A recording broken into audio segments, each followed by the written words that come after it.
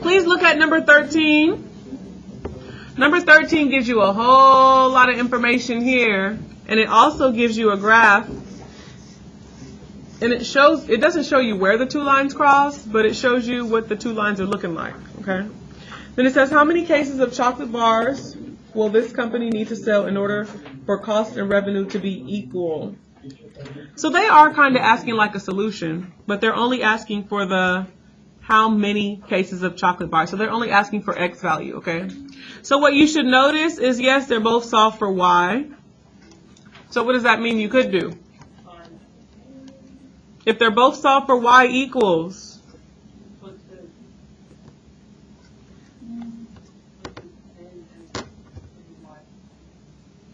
okay, that's one way you could do it.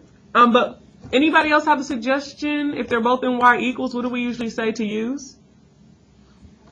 The calculator, because they're both in Y equals. However, these numbers are very big. You're going to be taking a long time looking for that X solution where the two Y's are equal. Okay? So if you put these in the Y, I would hate for you to have to sit there and keep pressing down, down, down, all the way down.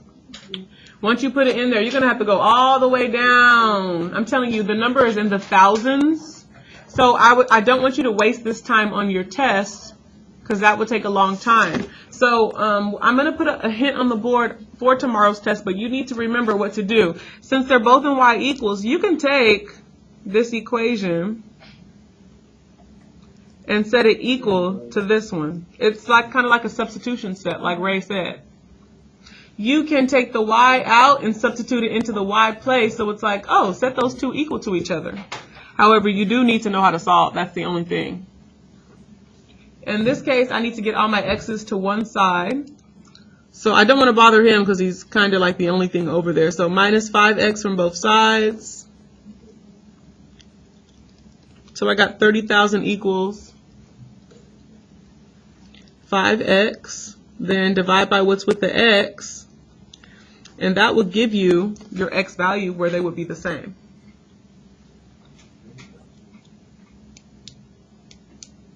So divide that out and see what your X equals, and it's going to be that many cases they need to sell.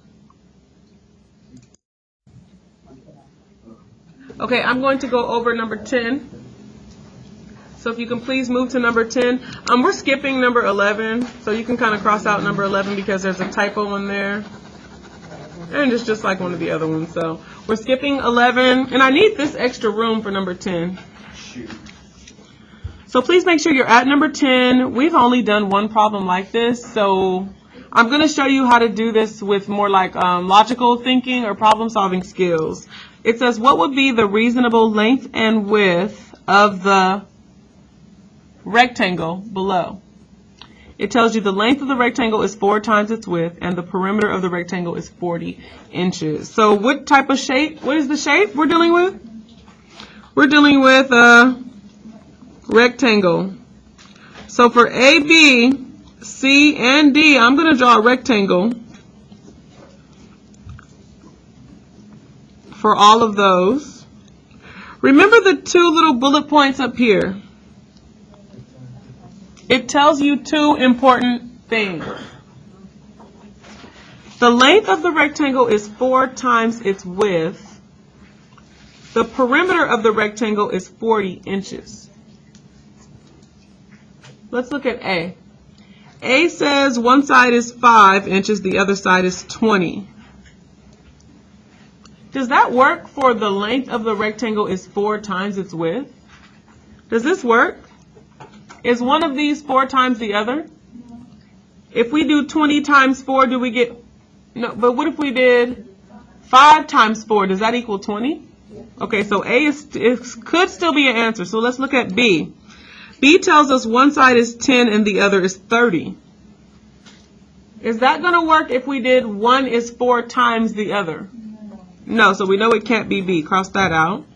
Now look at C. C tells us one side is 4, the other side is 16. Does that satisfy the length of the rectangle is 4 times the width? One of these must be 4 times the other. And then if we look at D, one side is 20, the other is 20. No, wait a minute, that's like a square. So 20 times 4, no, that's not working either. So now I'm left with these two. What does the next information say? The perimeter of the rectangle is 40 inches. So what does the perimeter mean?